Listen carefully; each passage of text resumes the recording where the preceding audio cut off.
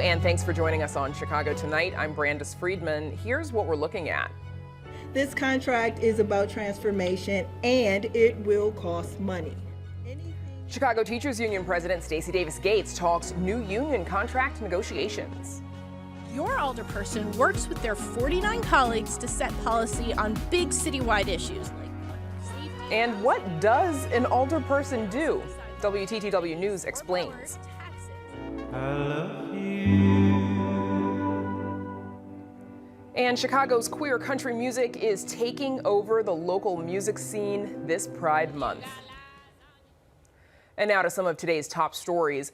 A victory today for advocates of early child care and education. I am truly very proud to usher in the beginning of a new era for early childhood education and care in Illinois as we create the Department of Early Childhood, our first ever unified state agency dedicated to supporting Illinois' youngest children and their parents.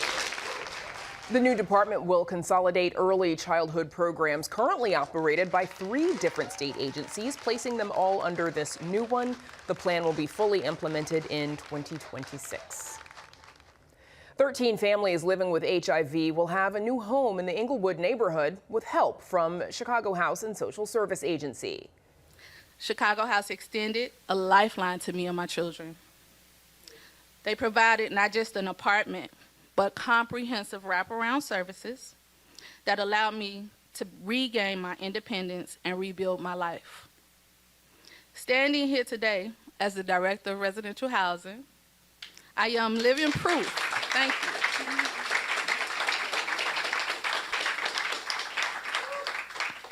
I am living proof of the transformative power of safe and supportive housing. Lieutenant Governor Juliana Stratton joined the organization to cut the ribbon on Englewood family homes in a community that continues to see a disproportionately high rate of new HIV infections. The site will also provide employment as well as access to HIV testing and crucial care and social services. The office space will also host a housing team that manages nearly 500 units of scattered site and residential housing for people struggling with HIV and homelessness. The family of a Chicago woman says she's disappeared from a yoga retreat in the Bahamas. They say 41-year-old Taylor Casey was last seen at the Sivanandra Ashram Yoga Retreat on Paradise Island on June 19th. The Royal Bahamas Police Force issued a missing persons poster 2 days later. Her mother says she believes Casey is in danger because she went to the retreat to fulfill a lifelong dream of deepening her practice and then sharing it with others upon her return. Her mother, Colette Seymour, and others are heading to the Bahamas to coordinate with local authorities. Up next, one-on-one with the president of the Chicago Teachers Union. Chicago Tonight is made possible in part by the Alexandra and John Nichols family, the Jim and Kay Mabee family, the Polk Brothers Foundation, and the support of these donors.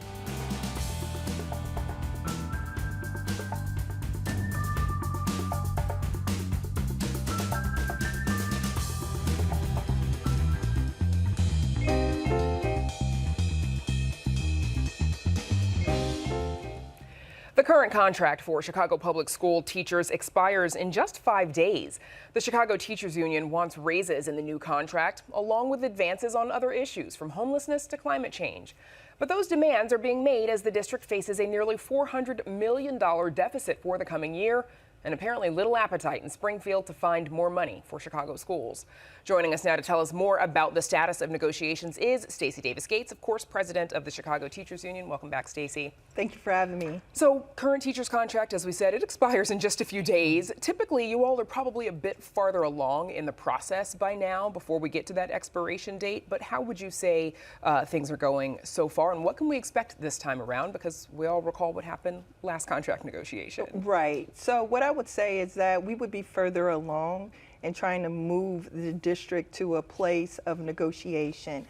We do believe we are in a negotiation phase right now, and it is still a little difficult. The cadence, the voice that you don't hear from the CTU is one that is confrontational because we don't have a mayor being confrontational with us. In fact, we have the opposite. We have a mayor who's encouraged both sides to work together to foment this transformation he is leading in our city. A couple of weeks ago, CPS and CTU, you all held the first ever public bargaining session. Why did you all feel it was important to have these done publicly? Look, we've wanted to do this since 2012.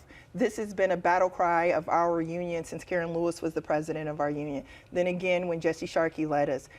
What's changed is that we have a mayor who's willing to put negotiations on the front street, the main street, the front yard of our city.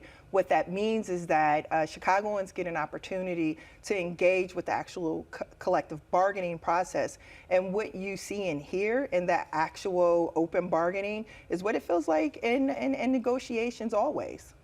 Focus of the most recent session was on creating green and healthy schools. A lot of folks can probably get behind that, but what can we expect to see when public bargaining, and we know it can happen, when it gets down to those little details that it is very hard for the two sides to meet in the middle on? Well, look, I believe 1 in 4 Chicagoans are school-aged. And because I believe 1 in 4 Chicagoans are school-aged, what we have to do with this contract is show transformation. We have to set a benchmark that every Chicago public schools can have art, music, physical education, a librarian at every school, sports that encompass all seasons in the school year. These are things that we're working for. These are things that we think families can get behind, and these are things that we certainly think our young people can get behind. It's been reported that CTU is asking for a 9% pay increase this time around. And in an interview here on Chicago Tonight last week, CPS Chief Pedro Martinez noted that he's proud of the current pay scale for CPS teachers. Here's a little bit of what he said. We have one of the highest pay schedules for teachers in the country. We have one of the highest starting salaries. Our average teacher salary is over $100,000. I want to make sure we continue to invest in our staff and teachers. I've seen, the benefits of, we have less teacher turnover. We don't have the shortages that other districts have. Now, Martinez also says that he prioritizes protecting supports for teachers as well as students, as well as protecting enrichment programming. Reaction, thoughts? Well, if he was interested in protecting supports, then our teachers' assistants would be made whole. Right now, we are in a bit of tension field negotiation with the district over the 300 teacher assistants that were laid off. That's problematic because that is support personified in our school communities. And here's this thing about feeling good about having a lower teacher shortage. It still is a teacher shortage. And so doing something about that shortage means that he's going to actively recruit Black teachers with us. We go to HBCUs and make sure that we're bringing some of the best and the brightest talent back to Chicago so Black children can see Black teachers. He would also work with us in securing programming that helps to support our newish teachers in the classroom. So he can not only say that on Chicago Tonight, he can actually agree to those things because they're actual proposals in our contract. So let's get into that a little bit more, because you've written that Pedro Martinez is, quote, resorting to business as usual. In what way? Well, in the layoffs. How can you say in one interview that support for our teachers is important? Well, having a teacher's assistant is important, especially when you have oversized classrooms, especially when you work in communities that need more and have been historically disadvantaged. Look, our union is 80% female. Our teacher's assistants are over 80% Black and brown. And many of our school communities, it is our teacher's assistants who are welcoming our newcomers who speak a completely different language.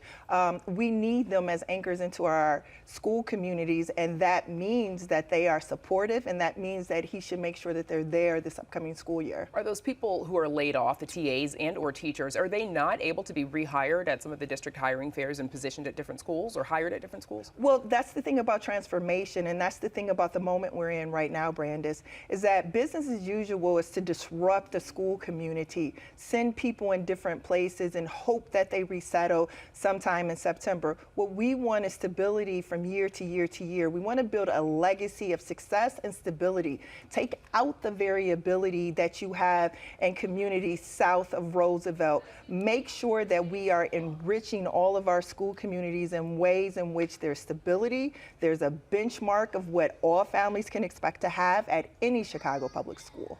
So So what I'm trying to reckon with is if the mayor, the new administration, is known to be an ally of CTU based on his experience. Obviously, he has a responsibility to the city, but he's been a friend to CTU. And if he is maintaining CPS CEO Pedro Martinez in his position, why shouldn't we be seeing a more amicable relationship, or why aren't we seeing a more amicable relationship between Pedro Martinez and CTU?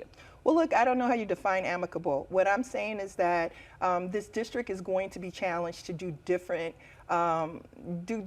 than they have in the past. That means that they're going to actually have to sit at a table with women who are doing the work in that building and actually shift priorities. They're going to have to think about new modalities and new methodologies and ways in which to staff the school community, but even more so, ways in which to enrich the school community with librarians, with social workers, with counselors, with clinicians that we don't have there currently. We need a baseline, and you can go to different communities and different zip codes and get something very different. We have to establish a benchmark, and that's what the tension is expressing right now, is that our district is very comfortable with what they have done already. What we're saying is that Chicago chose someone new. They didn't choose Paul Vallis. They chose a middle school teacher, and that middle school teacher believes in smaller class sizes. And because Chicago chose that, then they're going to choose something that looks more like the proposals that we are putting forward. You've joked that the contract is going to cost $50 billion and 3 cents.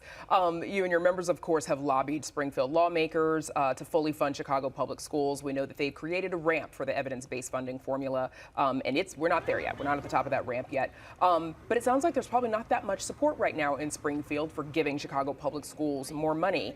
How do you all respond to the state and state lawmakers if that is the case, that they choose not to give more money to Chicago public schools? Well, we don't think that the Illinois General Assembly should only be giving money to the Chicago public schools.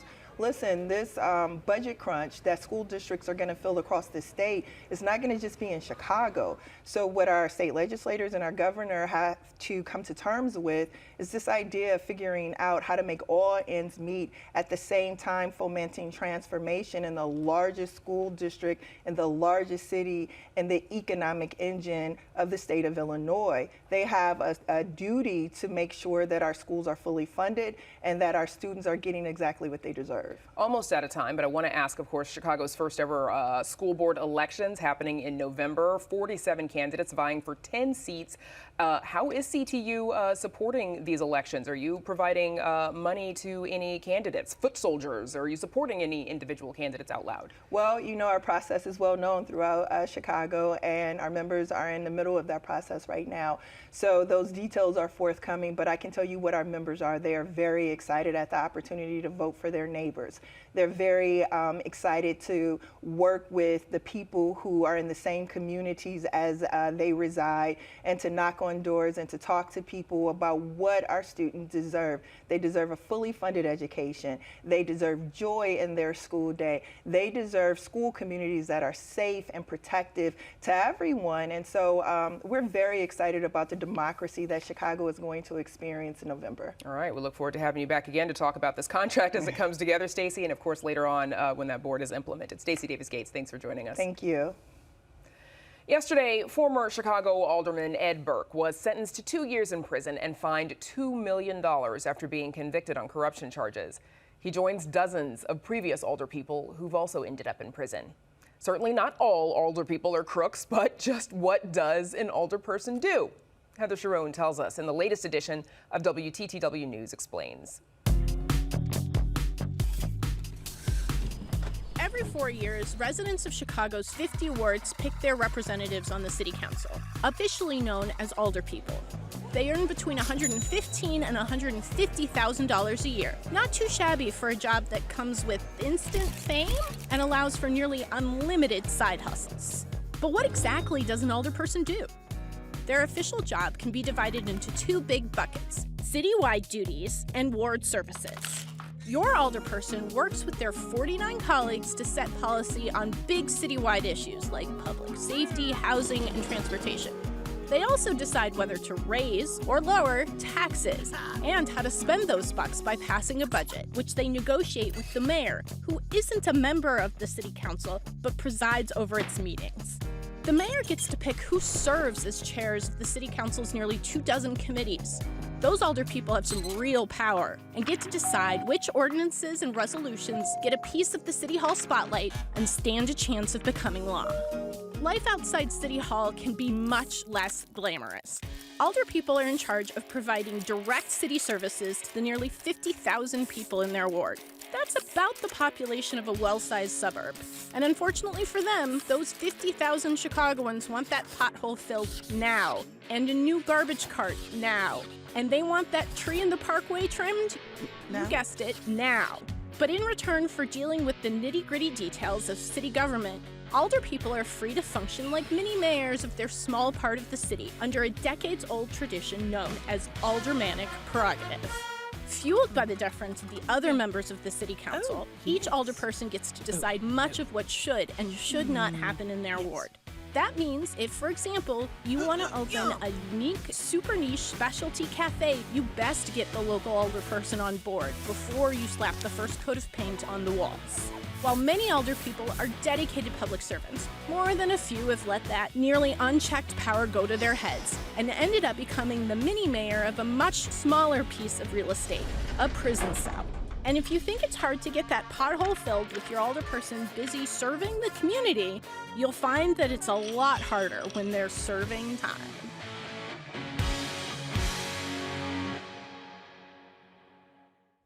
You can catch more of our Emmy Award-winning digital series, WTTW News Explains, on our website. There is a queer country music movement that is getting louder, with Chicago leading the band.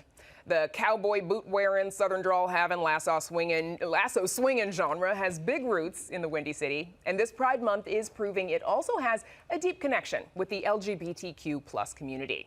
Joining us now are Alexis Stein, an organizer at Queer Social Club, Rochelle Gordon, journalism professor at Northwestern and member of #QueerCountryBandwagon, Iris Marlowe, a local alt-country music artist, and Andrew Saw, a Chicago-based singer-songwriter and country crooner. Welcome, everybody. I am excited about this segment, as you can tell.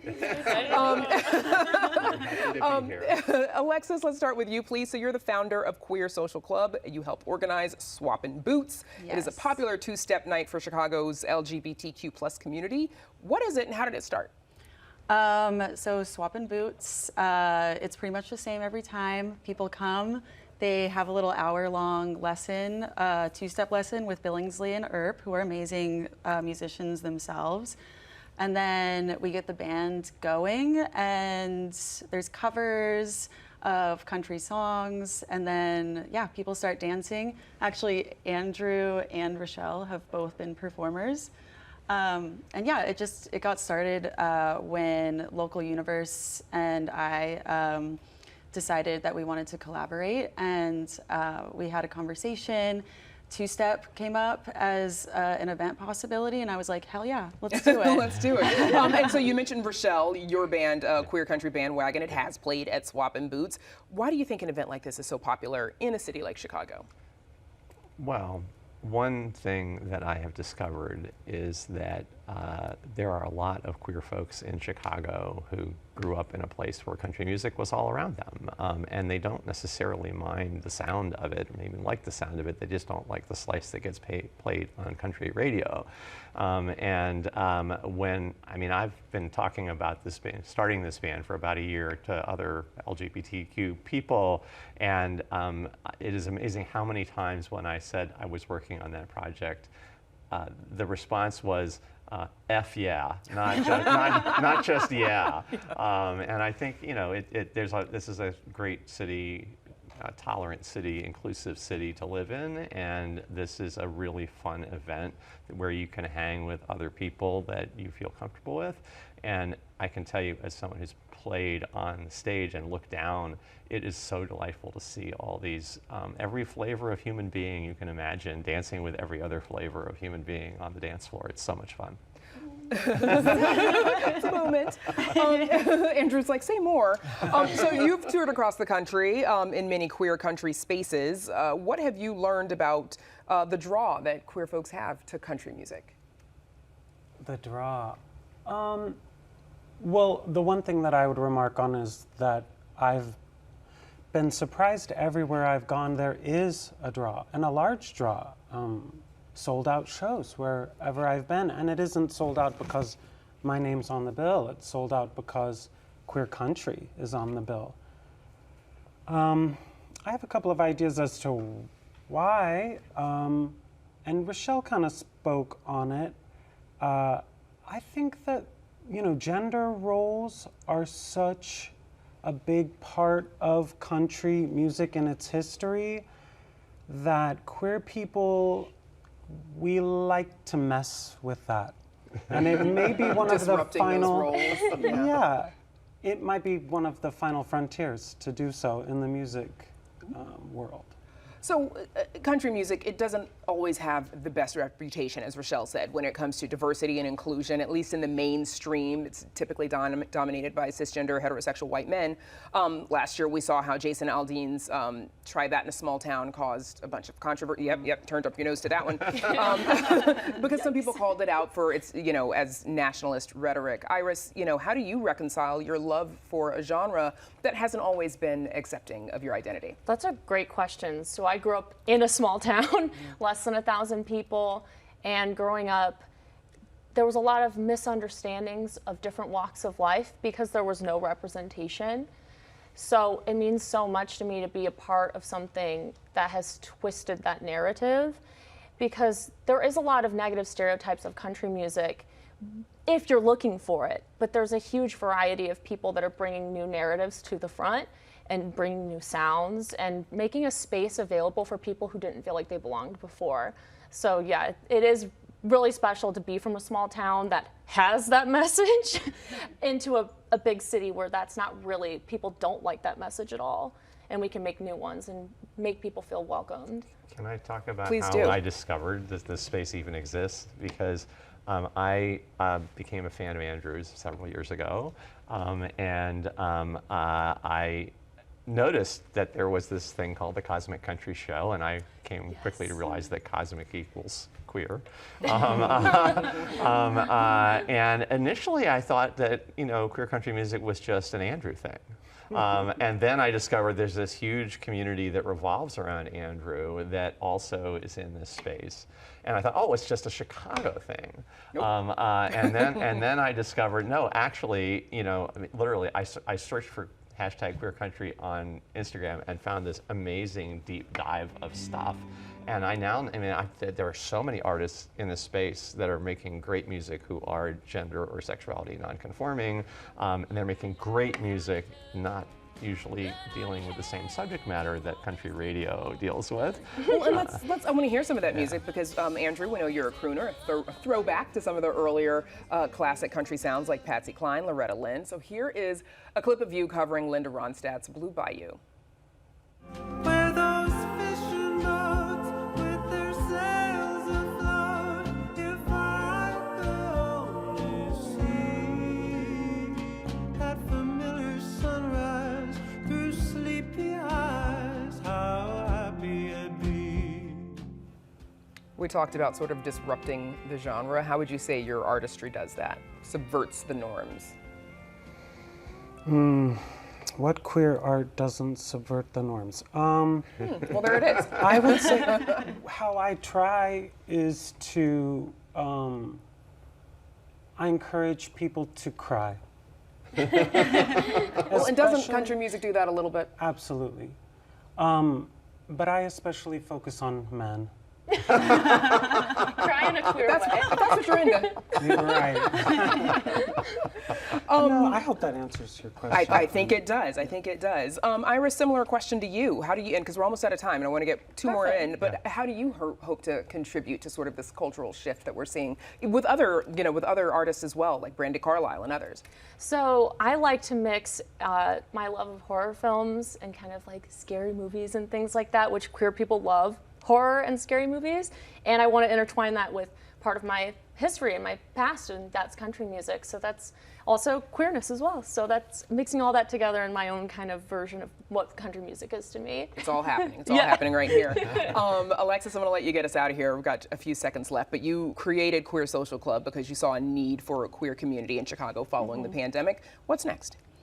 Well, there are bigger and better things on the horizon. Andrew and I are working on something very exciting together this fall, a Queer Americana festival, so stay tuned for that. Okay. Looking forward to it. All right, that is where we'll have to leave it. My thanks to all of you, Alexis Stein, Iris Marlowe, Rochelle Gordon, and Andrew Saw. Thanks, everybody. Thanks for having us. Thank you. Of course. And that is our show for this Tuesday night. And you can get Chicago Tonight streamed on Facebook, YouTube, and our website, WTTW.com/news. You can also get the show via podcast and the PBS video app. And join us tomorrow night at 5:30 and 10 for Chicago Tonight Black Voices. Plans to expand mental health care services across the city. And one man's mission to get everyone running with his Slow AF Run Club. I know, no, it's real, I'm a member. Now for all of us here at Chicago Tonight, I'm Brandis Friedman. Thank you for watching. Stay healthy and safe, and have a good night.